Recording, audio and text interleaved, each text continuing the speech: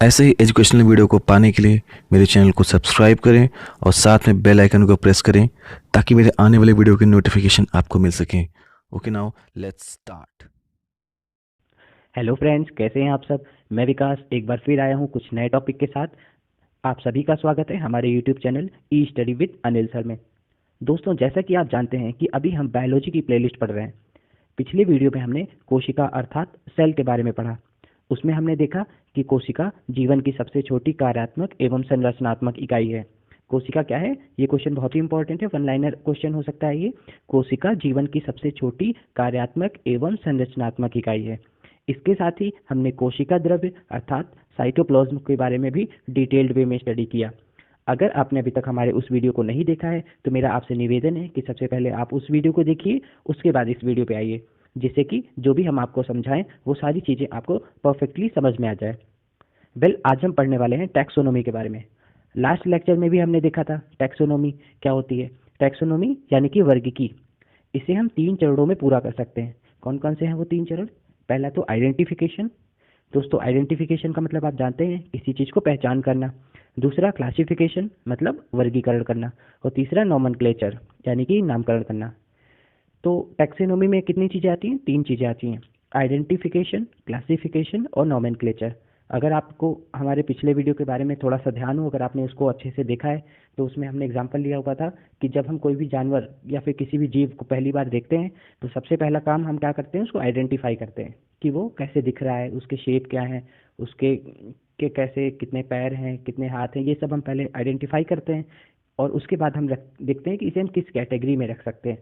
क्या ये snake family में फिट बैठता है या फिर ये लॉयन फैमिली में फिट बैठता है, किस में हम इन चीज़ों को रख सकते हैं। ठीक है, पहले नंबर पे हम उसे पहचानते हैं, आइडेंटिफाई करते हैं, फिर हम उसे क्लासीफाई करते हैं कि किस कैटेगरी में इसको रखना है। और जब कैटेगरी में रख देते हैं फिर उसका हम कोई नाम देते हैं। नाम होते हैं ना, जैसे साइंटिफिक नेम होते हैं या फिर नॉर्मल नेम होते हैं, तो हम उसका नाम देते हैं। तो इन 3 चरणों में हमारा नॉमनक्लेचर पूरा होता है। तो नॉमनक्लेचर में हम अभी और भी डिटेल्ड वे में पढ़ने वाले हैं। तो चलिए दोस्तों, हम आज अपना टॉपिक यहीं शुरू करते हैं, वो भी बिना किसी देरी के। दोस्तों, जीवधारियों का वर्गीकरण। कार्ल लिनियस ने एक बुक लिखी जिसका नाम था सिस्टमा नेचुरी। दोस्तों, कार्ल लिनियस इन्होंने एक बुक लिखी हुई थी जिसका नाम था सिस्टमा नेचुरी। इन्होंने इसमें पूरे जीवधारियों को 2 जगतों में विभाजित किया है। सबसे पहला जो हम कह सकते हैं टैक्सोनॉमी पे सबसे पहला काम किसी ने किया तो वो किया कार्ल लिनियस ने। और कार्ल लिनियस ने एक बुक लिखी हुई थी जिसका नाम था सिस्टमा नेचुरी, और इसमें इन्होंने पूरे जीवधारियों को, जितने भी जीवधारी होते हैं उन सभी को 2 जगत में डिवाइड किया। देखते हैं कौन कौन से जगत में। सबसे पहला तो अगर हम पादप जगत और जंतु जगत, ठीक है, जीवधारियों की बात करें तो किस में डिवाइड किया? पादप जगत में और जंतु जगत में, यानी कि प्लांट किंगडम और animal kingdom. The classification is known as 2 kingdom classification. इस क्लासिफिकेशन को क्या कहते हैं? 2 जगत का वर्गीकरण। ठीक है, तो अगर आपसे एग्जाम में क्वेश्चन आता है कि 2 जगत का वर्गीकरण किसने किया, तो आपको बताना है कार्ल लीनियस ने किया। और किस में किया? पादप जगत में और जंतु जगत में। ठीक है, तो लीनियस ने वर्गीकरण की जो प्रणाली शुरू की, उससे आधुनिक वर्गीकरण प्रणाली की नींव डली। जो आज बहुत सारे साइंटिस्ट लोगों ने टैक्सोनॉमी के बहुत सारे फेजेस के बारे में बताया कि कितने तरीके से हम जीवधारियों को कैटेगराइज कर सकते हैं। ठीक है, तो इसकी जो नींव पड़ी वो कहाँ से पड़ी? जब लीनियस ने पहली बार जीवधारियों को 2 वर्गीकरण में डिवाइड कर दिया, वहां से आधुनिक प्रणाली की नींव पड़ी। इसीलिए इन्हें आधुनिक वर्गीकरण का पिता यानी कि फादर ऑफ मॉडर्न टैक्सोनॉमी भी कहते हैं। अगर आपसे एग्जाम में पूछा जाता है कि फादर ऑफ मॉडर्न टैक्सोनॉमी किसे कहते हैं, तो आपको आंसर लगाना है कार्ल लीनियस। ठीक है, लेकिन कुछ ऐसे भी जीव हैं जो ना कि पादप में आते हैं और ना ही जंतु में आते हैं। ठीक है, तो जिसके बाद में जो वैज्ञानिक आए उन्हें बहुत ही परेशानी होने लगी, जिससे कार्ल लीनियस की जो 2 जगत का वर्गीकरण था वो पूरी तरीके से फेल हो गया। ठीक है, आगे चलकर एक वैज्ञानिक हुए जिनका नाम था R.H. विटकर। इन्होंने सन 1969 में समस्त जीवों को 5 जगत प्रणाली में वर्गीकृत किया। अभी आपने देखा कि कार्ल लिनियस ने बताया कि 2 जगत का वर्गीकरण होता है। अब कौन आया है? R.H. विटकर। दोस्तों, बहुत ही इंपॉर्टेंट नेम है, आपको इसको जरूर मेमोराइज कर लेना है। इन्होंने 1969 में जितने भी जीव होते थे उन सबको 5 जगत प्रणाली में वर्गीकृत किया। चलो देखते हैं कौन कौन से वो थे जीव। पहला जिन्होंने इन्होंने कैटेगराइज किया वो था मोनेरा। दूसरा प्लांटी यानी कि पादप। तीसरा एनिमल यानी कि जंतु।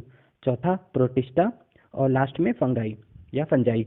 ये जो 5 तरीकों से इन्होंने बताया कि जीव 5 कैटेगरी में डिवाइड किए जा सकते हैं। ठीक है, कौन कौन से? मोनेरा, प्रोटिस्टा, प्लांट, फंजाई या फंगाई और एनिमल। ठीक है, अब हम एक एक करके सबको पूरे डिटेल्ड वे में सभी को पढ़ेंगे। ठीक है, क्योंकि आपके एग्जाम के पॉइंट ऑफ व्यू से देखें तो हर एक कैटेगरी आपके लिए बहुत ही ज़्यादा इंपॉर्टेंट है। वन लाइनर क्वेश्चन आपको इसी में से पूछे जा सकते हैं। ठीक है, तो आपको मैं जो भी पढ़ा रहा हूँ उस पर बहुत ही अच्छे से ध्यान देना है। सबसे पहले नंबर पे हम देखते हैं मोनेरा। मोनेरा में देखते हैं फर्स्ट जो इनका कैरेक्टरिस्टिक है, फर्स्ट है एक्वेटिक यानी कि जलीय। सबसे पहले तो हम ये देखते हैं कि मोनेरा जो भी थे ये जल में पाए जाते थे। ठीक है, और ये क्या होते थे? प्रोकैरियोटिक होते हैं। प्रोकैरियोटिक क्या होते हैं? मैंने आपको पहले भी इस एक बार आप मेरा लास्ट लेक्चर आपने देख रखा है, तो जिसमें मैंने बताया आपको कि जो जीव थे उन्हें हम 2 कैटेगरी में डिवाइड कर सकते हैं, प्रोकैरियोटिक और यूकैरियोटिक। प्रोकैरियोटिक क्या होते हैं? जिनका जो न्यूक्लियस होता है वो पूरी तरीके से डेवलप्ड नहीं होता है। ठीक है, जैसे कि 2 तरीके से जीव होते हैं, जैसे एक जिनका न्यूक्लियस पूरी तरीके से डेवलप है और एक जिनका पूरी तरीके से डेवलप नहीं है। तो जिनका पूरी तरीके से डेवलप नहीं है वो आते हैं प्रोकैरियोटिक में। ठीक है, जैसे मैंने आपको एग्जांपल बताया था, बैक्टीरिया, ब्लू ग्रीन एल्गी, ये सब क्या होते हैं? प्रोकैरियोटिक। और यूकैरियोटिक में कौन कौन आते हैं? जैसे कि एल्गल एल्गी सेल, प्लांट का सेल, एनिमल सेल, जो आज के एनिमल हैं, ये सब हैं यूकैरियोटिक। इनके जो न्यूक्लियस है वो पूरी तरीके से वेल डेवलप्ड है। आई होप आपको समझ में आ रहा होगा। ठीक है, तो ये प्रोकैरियोटिक थे, मतलब इनके न्यूक्लियस भी पूरी तरीके से डेवलप नहीं हुए थे। और ये एक्वेटिक थे, मतलब जल में रहते थे। और तीसरा हम देखते हैं यूनिसेल्युलर यानी एक कोशिकीय होते थे। ठीक है, मोनेरा की ये सब कैरेक्टरिस्टिक्स हैं। चौथे नंबर पे इसके एग्जाम्पल देखते हैं, जैसे बैक्टीरिया, ब्लू ग्रीन एल्गी, ये सब इसके एग्जाम्पल हैं मोनेरा में। मोनेरा में हम इनको रख सकते हैं, बैक्टीरिया को, ब्लू ग्रीन एल्गी को। अगर आपसे बोला जाए कि ये प्लांट है तो आप कह सकते हैं कि बैक्टीरिया प्लांट्स में नहीं आते। और किस में आते हैं? प्लांट में भी नहीं आते, और ये आते हैं इसमें मोनेरा में। नेक्स्ट पॉइंट देखते हैं, फिफ्थ पॉइंट, इनमें सेल वॉल नहीं होती। सेल वॉल मतलब क्या होता है? कोशिका भित्ति। दोस्तों अगर आपने पिछले लेक्चर को ध्यान से देखा है तो मैंने आपको बताया था कि जितने भी पादप कोशिका होते हैं उनमें सबसे ऊपर पाया जाता है सेल वॉल यानी कि कोशिका भित्ति। और इसी कोशिका भित्ति के कारण जो पेड़ होते हैं, पेड़ के जो आप उसकी छाल देखते हैं जो इतना हार्ड होता है, वो इसी कोशिका भित्ति के कारण ही होता है। ठीक है, जैसे ह्यूमन में कोशिका भित्ति नहीं पाई जाती, इसलिए हमारी जो त्वचा होती है बहुत ही सॉफ्ट होती है। लेकिन अगर आप किसी ट्रीज को टच करके देखते हैं तो ट्री में आप देखेंगे कि कोशिका भित्ति पाई जाती है, जिसके कारण वो बहुत ही हार्ड होते हैं। तो मोनेरा में कोशिका भित्ति नहीं पाई जाती थी। ठीक है, नेक्स्ट देखते हैं न्यूट्रिशन। इनका न्यूट्रिशन कैसे होता था? थ्रू कीमियोसिंथेसिस यानी कि केमिकल्स के थ्रू इनका जो पोषण होता था। ये जो अपना एनर्जी कहाँ से पाते थे? ये पाते थे थ्रू केमिकल, इसीलिए कि क्या बोला गया? कीमियोसिंथेसिस। ठीक है, ये रासायनिक क्रिया से अपने पोषण का संश्लेषण करते थे। ये कैसे करते थे? रासायनिक क्रिया से अपने आप को खाना खाते थे। ठीक है, एनर्जाइज रहते थे। ये कई बार परजीवी भी होते थे। ये क्या करते थे? दूसरे जीवों पर भी डिपेंड होते थे, उनको खाकर अपना पेट भरते थे और एक दूसरे पर डिपेंड होकर ऊर्जा यानी कि न्यूट्रिशन प्राप्त करते थे। ठीक है, आपको अच्छे से क्लियर हो गया होगा। ब्लू ब्लू ग्रीन एल्गी, इसको साइनोबैक्टीरिया भी कहा जाता है। दोस्तों ये बहुत ही इंपॉर्टेंट क्वेश्चन है, आपसे एग्जाम में वन लाइनर क्वेश्चन में इसको पूछा जा सकता है कि साइनोबैक्टीरिया किसे कहते हैं। तो आपको आंसर देना है ब्लू ग्रीन एल्गी। क्यों कहते हैं साइनोबैक्टीरिया? क्योंकि ये बैक्टीरिया और एल्गी के बीच की कड़ी है। ठीक है, जब बैक्टीरिया एल्गी बन रहे थे तो उस समय ये बीच में जब ये थे तो इसे साइनोबैक्टीरिया भी बोला गया, इस ब्लू ग्रीन एल्गी को। ठीक है, तो आपसे एग्जाम में अगर पूछा जाता है कि साइनोबैक्टीरिया किसे कहते हैं तो आपको बताना है ब्लू ग्रीन एल्गी को। नेक्स्ट नंबर पे जो उन्होंने कैटेगराइज किया, किसने? आर.एच. व्हिटकर ने, जिन्होंने 5 जगत प्रणाली के बारे में खोज की। दूसरे नंबर पे आता है प्रोटिस्टा। अब प्रोटिस्टा के देखते हैं। अभी हमने मोनेरा के देखा, ऐसे ही हम प्रोटिस्टा के देखते हैं। तो प्रोटिस्टा क्या थे? एक्वेटिक थे, मोनेरा के जैसे ये भी जल में रहते थे। ठीक है, और नेक्स्ट नंबर पे यूकैरियोटिक थे। अभी हमने क्या बताया कि मोनेरा प्रोकैरियोटिक थे, यानी उनका जो जो न्यूक्लियस था वो पूरी तरीके से डेवलप नहीं था। जबकि इनका प्रोटिस्टा की अगर हम बात करें तो ये यूकैरियोटिक हैं। ठीक है, आपको ये क्लियर हो गया, मतलब इनके न्यूक्लियस डेवलप हो चुके हैं। नेक्स्ट नंबर पे ये एक कोशिकीय होते हैं यानी यूनिसेल्युलर होते हैं, मतलब एक कोशिका से मिलकर बने होते हैं प्रोटिस्टा। ठीक है, इसके एग्जाम्पल की बात करें तो प्रोटोजोआ, जैसे प्रोटोजोआ होता है, अमीबा होता है। ठीक है, और प्लाज्मोडियम होता है, यूग्लिना होता है, पैरामीशियम होता है, ये सब इनके एग्जाम्पल हैं। ठीक है, आपको समझ में आ रहा होगा। यूग्लिना की बात करें अगर, तो यूग्लिना को पादप एवं जंतु के बीच की कड़ी कहते हैं। जैसे अभी हमने देखा था ब्लू ग्रीन एल्गी, ये बैक्टीरिया और एल्गी के बीच की कड़ी है। ठीक है, ऐसे ही जो यूग्लिना होता है वो पादप और जंतु के बीच की कड़ी होती है। ठीक है, यूग्लिना के अंदर दोनों तरह के यानी कि प्लांट और एनिमल दोनों के कैरेक्टर पाए जाते हैं। एनिमल की तरह यह एक जगह से दूसरी जगह तक जा सकता है। एनिमल की तरह ही इसके अंदर एसेक्सुअल रिप्रोडक्शन होता है। ठीक है, अगर हम बात करें एनिमल वाले क्या गुण होते हैं यूग्लिना के अंदर, तो उनकी तरह ही ये एक जगह से दूसरी जगह जा पाने में सक्षम होते हैं और ये एसेक्सुअल रिप्रोडक्शन कर सकते हैं। और जबकि प्लांट वाले क्या कैरेक्टरिस्टिक्स होते हैं इनके अंदर, तो प्लांट की तरह ये हरे रंग के होते हैं और इनमें क्लोरोफिल पाया जाता है। क्लोरोफिल का आपको दोस्तों काम पता ही है क्या होता है, ये प्रकाश संश्लेषण की मदद से ऊर्जा प्राप्त कर सकते हैं। ठीक है, ये क्वालिटी होती है यूग्लिना के अंदर। अभी हम कुछ एग्जांपल देखते हैं। सॉरी, नोट, मलेरिया प्लाज्मोडियम के कारण होता है। दोस्तों अगर आपसे एग्जाम में वन लाइनर क्वेश्चन में पूछा जाता है कि मलेरिया किसके कारण होता है, तो आपको बताना है प्लाज्मोडियम के कारण होता है। और न्यूट्रिशन, अगर हम बात करें प्रोटिस्टा, हम प्रोटिस्टा पढ़ रहे हैं। ठीक है, आर एच विक्टर ने जो 5 जगत प्रणाली के बारे में बताया है उसमें से दूसरा जो जगत प्रणाली है वो है प्रोटिस्टा। प्रोटिस्टा हम पढ़ रहे हैं। ठीक है, हमने अभी देखा कि एक्वेटिक होते हैं, यूकैरियोटिक होते हैं और क्या होते हैं, एक कोशिकीय होते हैं यानी यूनिसेलुलर होते हैं। और अब इनमें हम न्यूट्रिशन कैसे करते हैं ये लोग, तो ऑटोट्रोफिक भी होते हैं और हेटरोट्रोफिक भी होते हैं। ऑटोट्रोफिक का मतलब होता है स्वापोषण, जो अपना भोजन स्वयं खा सकें, वो वैसे भी होते हैं। और हेटरोट्रोफिक भी होते हैं मतलब परपोषी, यानी कि दूसरों के ऊपर डिपेंडेंट होने वाले, दूसरे जीव को खाकर ये अपना न्यूट्रिशन भी कर सकते हैं। तो आई होप आपको प्रोटिस्टा भी अच्छे से समझ में आ गया होगा। अब हम अगला देखते हैं, कवक, जिसे हम लोग फंजाई या फिर फंगी भी कहते हैं।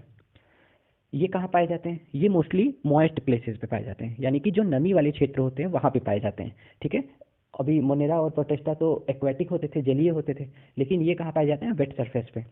और ये यूकैरियोटिक होते हैं। अभी मैंने देखा था कि मोनेरा प्रोकैरियोटिक था और प्रोटिस्टा क्या था, यूकैरियोटिक। ऐसे ही कवक ये भी यूकैरियोटिक होते हैं, मोस्टली मल्टी सेलुलर। ये मैक्सिमम बहुकोशिकीय होते हैं, थोड़े बहुत होते हैं जो एक कोशिकीय भी होते हैं, लेकिन मैक्सिमम अगर हम बात करें तो ये बहुकोशिकीय ही होते हैं। तो इनके एग्जाम्पल की बात करें तो जैसे म्यूकर, यीस्ट, ये सब क्या है, ये हमारे कवक के एग्जाम्पल हैं। म्यूकर क्या है, मल्टी सेलुलर है यानी कि बहुकोशिकीय है। और यीस्ट ये क्या है, यूनिसेलुलर यानी कि एक कोशिकीय है। न्यूट्रिशन, अब न्यूट्रिशन की बात करें तो यह हेट्रोटॉपिक यानी कि परपोषी होते हैं। इनमें से सेप्रोफिटिक मोड ऑफ न्यूट्रिशन यानी मृतोपजीवी, ये मरने के बाद जो बचे हुए पदार्थ होते हैं उनमें से खाकर भी अपने आप को जीवित रह सकते हैं। ठीक है, जब कोई वस्तु सड़ने लगती है तो उनमें से पोषक तत्व या पोषण लेते हैं। तो जब हम देखते हैं कि कोई भी वस्तु हम रख देते हैं और उस पर हम कहते हैं कि कवक लग गया है, यानी कि ये खाने लायक नहीं हो गया, जैसे आप ब्रेड को कुछ दिन के लिए रख दें तो उसमें आप देखेंगे कि वो सड़ने लगता है। तो जब सड़ने लगता है तो उसमें से जो पोषक तत्व होते हैं उसको एब्जॉर्ब करने की पावर इन कवक के अंदर होती है। ठीक है, अभी हमने आपको ये बताया कि कवक के अंदर एक्स्ट्रा सेलुलर डाइजेशन यानी बाह्य कोशिकीय पाचन होता है। ठीक है, आपसे ये भी एग्जाम में पूछा जा सकता है। इनकी कोशिका भित्ति काइटिन नामक जटिल शर्करा की बनी होती है। अगर आपसे पूछा जाए कि इनकी जो कोशिका भित्ति होती है वो किसकी बनी होती है, तो आपको बताना है कि काइटिन नामक जटिल शर्करा की बनी होती है। दोस्तों जो भी मैं आपको बता रहा हूँ इनमें से वन लाइनर क्वेश्चन के रूप में आपसे कुछ भी पूछे जा सकते हैं। तो अगर आपको लगता है कि जो भी हम पढ़ा रहे हैं वो बहुत ही इंपॉर्टेंट है तो आप उसको अलग से कॉपी में नोट कर सकते हैं या फिर इसका स्क्रीनशॉट ले सकते हैं, ताकि फ्यूचर में आपको जब कभी भी ऐसे क्वेश्चन स्ट्राइक हो तो आप नोट्स में या फिर अपने स्क्रीनशॉट में देखकर उसको बता सकें। ठीक है, अब अगला देखते हैं, चौथे नंबर का हमारा है पादप यानी प्लांट। ये क्या होते हैं, सर्वव्यापी यानी कि कॉस्मोपॉलिटन। अगर हम बात करें ट्रीज की या फिर पेड़ की, तो फिर ये क्या होते हैं, अगर आप देखेंगे कि ये जल में भी पाए जाते हैं। ठीक है, जल में तो पाए ही जाते हैं और साथ में स्थल में भी पाए जाते हैं। तो ये कॉस्मोपॉलिटन होते हैं यानी कि सर्वव्यापी होते हैं। और ये यूकैरियोटिक होते हैं। ठीक है, इनके अंदर भी जो न्यूक्लियस होता है वो पूरी तरीके से डेवलप्ड होता है। और ये बहुकोशिकीय होते हैं यानी मल्टी सेलुलर, एक सेल से मिलकर नहीं बने होते हैं बल्कि कई सारे सेलों से मिलकर बने होते हैं, इसीलिए इन्हें बहुकोशिकीय कहते हैं। और ये क्या होते हैं, फोटोसिंथेसिस यानी कि प्रकाश संश्लेषण की मदद से ऊर्जा प्राप्त करते हैं। और क्या होते हैं, स्वापोषी यानी कि ऑटोट्रोफ यानी कि खुद ही खाना बना पाने में सक्षम होते हैं। प्रकाश संश्लेषण की मदद से ये खाना बनाते हैं और अपने आप को एनर्जाइज करते हैं। ठीक है, तो ये क्या हुए, स्वापोषी, ये किसी के ऊपर डिपेंड नहीं रहते। फिर अगला देखते हैं, प्लांट में कोशिका भित्ति यानी कि सेल वॉल्व सेल्यूलोज की बना होता है। अगर आपसे एग्जाम में क्वेश्चन पूछा जाता है कि जो सेल वॉल होता है, कोशिका भित्ति होता है, जिसके कारण ये इतना हार्ड होता है, ये किस चीज़ का बना होता है, तो आपको क्या बताना है, सेल्यूलोज। किसका बना होता है ये, सेल्यूलोज का। और अभी हमने कवक की बात की थी, तो कवक में क्या बताया था आपको कि ये काइटिन का बना होता है। ठीक है, तो ये छोटे छोटे क्वेश्चन है जो कि एग्जाम के पॉइंट ऑफ व्यू से बहुत ही ज़्यादा इंपॉर्टेंट है। ठीक है। अब नेक्स्ट देखते हैं इनके एग्जाम्पल की बात करें तो एल्गी, ब्रायोफाइटा और टेरिडोफाइटा, तो ये लोअर क्लास यानी कि निम्न श्रेणी में इनको रखे गए हैं। और अगर हम उच्च श्रेणी की बात करें तो जिम्नोस्पर्म और एंजियोस्पर्म, अनावृत बीजी और आवृत बीजी, ये इनके कुछ एग्जाम्पल्स हैं जो कि पादप जगत में रखे गए हैं। ठीक है। अब हम लास्ट देखते हैं अपना पांचवा जगत प्रणाली, आर एच विटकर का 5 जगत प्रणाली जो उन्होंने दिया उसका 5वां पॉइंट देखते हैं, और वो है एनिमल। एनिमल क्या है? ये भी क्या होते हैं? कॉस्मोपॉलिटन होते हैं, ये भी सर्वव्यापी होते हैं, हर जगह पाए जाते हैं, और ये भी यूकैरियोटिक होते हैं। ठीक है, क्या होते हैं ये? यूकैरियोटिक। और मल्टी सेलुलर होते हैं यानी बहुकोशिकीय होते हैं। और क्या होता है? सेल वॉल्व एब्सेंट, इनके अंदर कोशिका भित्ति नहीं पाई जाती है। तो मैंने आपको बताया था कि जो प्लांट और एनिमल में जो अंतर होता है वो इसी बात का होता है कि प्लांट्स के अंदर सेल वॉल पाई जाती हैं और एनिमल के अंदर सेल वॉल नहीं पाई जाती हैं। ठीक है, तो सेल वॉल इनके अंदर एब्सेंट होती है। और इनका जो न्यूट्रिशन होता है वो हेट्रोटॉपिक होता है यानी परपोषी होता है। ये अपना भोजन खुद बना पाने में सक्षम नहीं होते हैं, इनको एनर्जी पाने के लिए किसी दूसरी चीज़ के ऊपर डिपेंड होना होता है। जैसे दूसरे जानवर होते हैं, उन्हें किसी दूसरे जानवर को खा के पेट भरते हैं, और हम लोग होते हैं, हम लोग क्या करते हैं? हम भी किसी जानवर के ऊपर डिपेंड होते हैं, या फिर हम लोग पेड़ पौधे सब्जियों के ऊपर डिपेंड होते हैं। तो हम लोग अपना भोजन स्वयं नहीं बना सकते जैसे पेड़ बना सकते हैं। ठीक है, तो हम लोग क्या हो गए? हेट्रोटॉप यानी कि परपोषी। तो आई होप आपको बहुत ही अच्छे से समझ में आ गया होगा कि आर एच विटकर ने जो 5 जगत प्रणाली के बारे में बोला है उनमें 5 जो जगत हैं उनके बारे में आपको अच्छे से समझ में आ गया होगा। मोनेरा, प्रोटिस्टा, कवक, पादप और जंतु, ये उनके 5 जगत प्रणाली में आते हैं। इसके बाद एक 3 किंगडम क्लासिफिकेशन और दिया जिनका नाम था अर्नेस्ट हैकल। इन्होंने बताया कि जीवधारी को हम 3 कैटेगरी में डिवाइड कर सकते हैं। एक तो एनिमल किंगडम, एक दूसरा प्लांट किंगडम, और तीसरा प्रोटिस्टा। ये भी आपसे एग्जाम में पूछा जा सकता है। ठीक है, कि अगर आपसे पूछा जाए कि 3 जगत प्रणाली के बारे में किसने बोला, तो आपको बताना है अर्नेस्ट हैकल। ठीक है, और सबसे पहले मैंने आपको बताया था 2 जगत प्रणाली, उसको बताया था कार्ल लिनियस, और कार्ल लिनियस को इसीलिए आधुनिक वर्गीकरण का पिता भी कहते हैं। ठीक है, फादर ऑफ मॉडर्न टैक्सोनॉमी। और आर एच विटकर इनका सबसे ज़्यादा इंपॉर्टेंट है। 5 जगत प्रणाली जो कि सर्वमान्य है वो आर एच विटकर ने ही दिया हुआ है। तो दोस्तों आई होप आपको टैक्सोनॉमी बहुत ही अच्छे से समझ में आ गया होगा, और हमारी आज की क्लास भी आपको बहुत ही अच्छी लगी होगी। तो दोस्तों क्लास आपको कैसी लगी उसको आपको कमेंट्स में लिख के बताना है। और अगर आपको लगता है कि ये चैनल हमारा और भी आगे ग्रो होना चाहिए तो अपने दोस्तों के साथ इसको शेयर करना ना भूलें। साथ ही उसमें कमेंट्स करें, और सब्सक्राइब कर किए बिना आपको कहीं नहीं जाना है। ठीक है, ऐसे ही पढ़ते रहिए, हंसते रहिए, मुस्कुराते रहिए। मिलते हैं अपनी अगली वीडियो में।